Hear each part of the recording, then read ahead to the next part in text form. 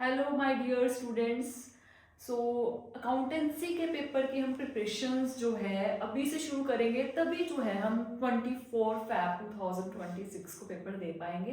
तो अभी भी जिन बच्चों ने तैयारी शुरू नहीं करी, प्रिपरेशन शुरू नहीं करी, तो वो इशू ऑफ शेयर के जितने भी इंपॉर्टेंट क्वेश्चंस हैं, मतलब मोस्टली अगर हम 15 क्वेश्चन कर लें तो उन 15 क्वेश्चन में से हमारे पास जो है इशू ऑफ शेयर के क्वेश्चन आ जाएंगे।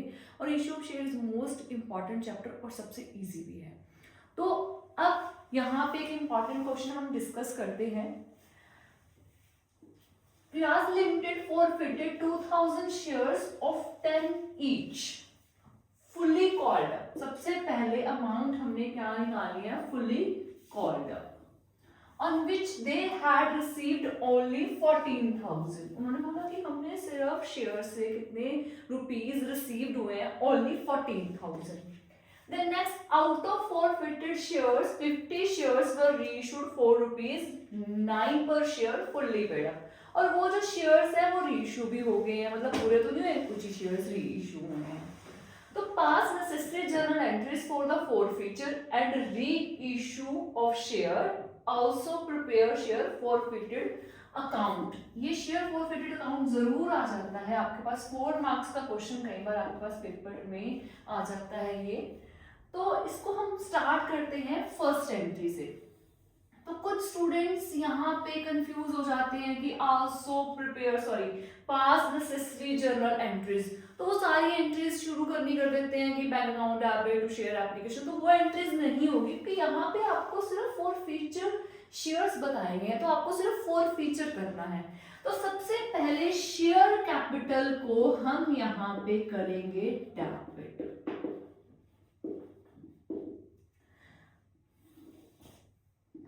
डेबिट हमने करा, उसके बाद नेक्स्ट हम यहाँ पे लिखेंगे 2000 शेयर्स है, आप 2000 लिखोगे। फुल्ली कॉल्ड अप है, मतलब 10 थे और 10 ही कॉल करी है, तो मल्टीप्लाई 10। आपको बहुत अच्छे से पता है अगर फुल्ली कॉल्ड अप ना हो तो जितने कॉल्ड अप है उतने हम लेते हैं यहाँ पे, ठीक है। तो 2000 मल्टीप्लाई 10, 20,000। देन नेक्स्ट उसके पास है out of on which they had received only 14,000। आपको कितने रिसीव हुए? 14,000। तो जो मनी रिसीव हो गई है उसको हम कहाँ लिखते हैं? टू शेयर फॉर फीचर में कितनी? 14,000। अब बात यहाँ पे है कि हमारा एरर कितने का है। हमारा यहाँ पे एरर, तो ना तो इन्होंने अलॉटमेंट बताया, ना ही इन्होंने कॉल्स बताई, तो यहाँ पे हमारा हो जाएगा टू कॉल इन एरर। तो हम यहाँ पे कॉल इन एरर लिख देंगे। क्यों लिख देंगे? क्योंकि उन्होंने ना तो अलॉटमेंट बताई, ना ही हमें फर्स्ट कॉल बताई। तो यहाँ पे कॉल इन एरर में हमारे पास 20,000 में से 14,000 रिसीव हो गए हैं, तो कितने हो गए हमारे पास यहाँ पे? 6,000 जो हमें रिसीव नहीं हुए हैं।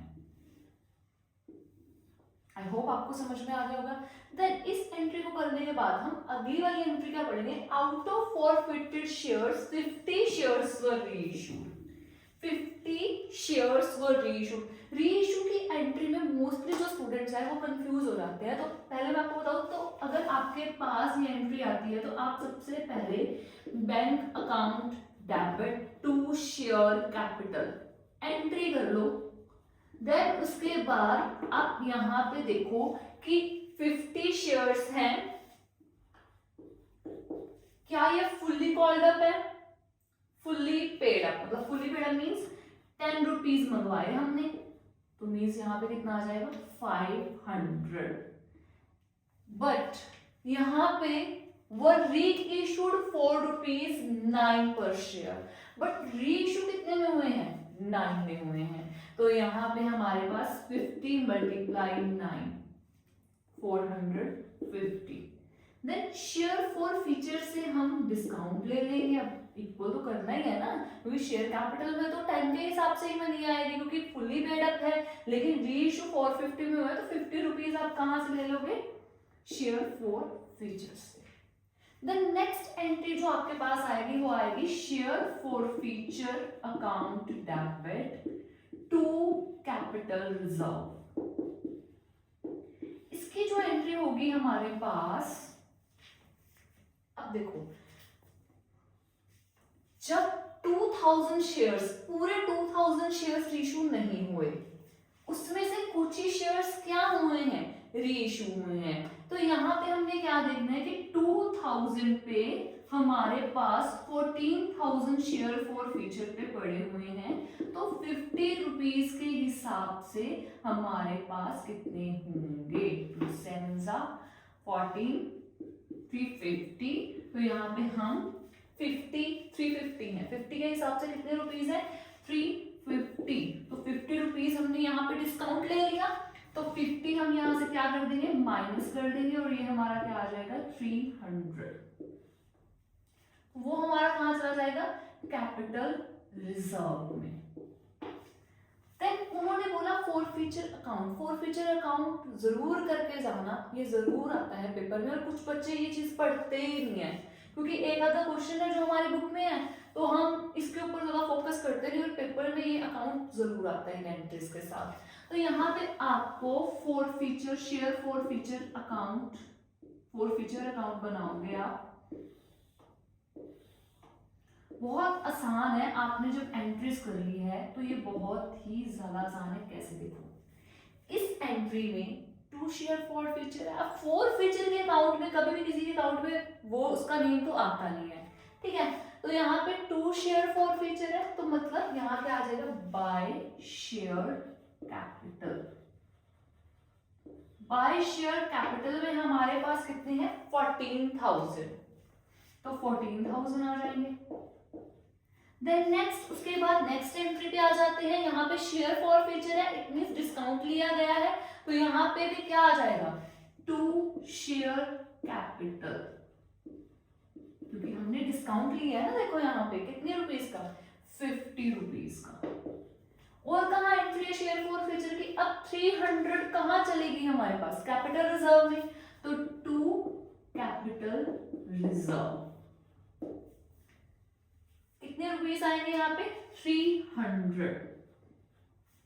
अब यहाँ पे क्या आएगा 2 बैलेंस कैरी डाउन, मतलब 14,000 में से हम 350 तो क्या कर चुके हैं, यूज कर चुके हैं, तो कैरी डाउन में कौन सा बैलेंस आएगा 14,000 में से 350 को हम क्या कर देंगे, यहाँ पे माइनस कर देंगे। तो माइनस तो आप बहुत अच्छे से कर लोगे, लेकिन फॉर फ्यूचर अकाउंट बनाते हुए आपको लगता है पता नहीं क्या ही होगा इसमें, तो इसमें कुछ नहीं है, इसमें शेयर फॉर फ्यूचर अकाउंट बनाओगे, आपने तीनों एंट्रीज करी हुई है, तो देखो यहाँ पे शेयर फॉर फ्यूचर क्या है, क्रेडिट हुआ है, तो बाय शेयर कैपिटल आ जाएगा।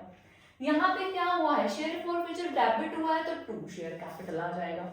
यहाँ पे भी शेयर फॉर फ्यूचर डेबिट हुआ है, तो क्या आ जाएगा 2 कैपिटल रिजर्व आ जाएगा। और यहाँ पे हम कैरी डाउन यहाँ पे लिख देंगे, और ये हमारा बन गया फॉर फ्यूचर अकाउंट। तो ऐसे ही हम इंपॉर्टेंट क्वेश्चन डिस्कस करेंगे, और ये क्वेश्चन मोस्ट इंपॉर्टेंट है, और ये लास्ट ईयर के एग्जाम, मतलब प्रीवियस ईयर के एग्जाम्स में ये क्वेश्चन जो है आपके पास आया हुआ है। Thank you and have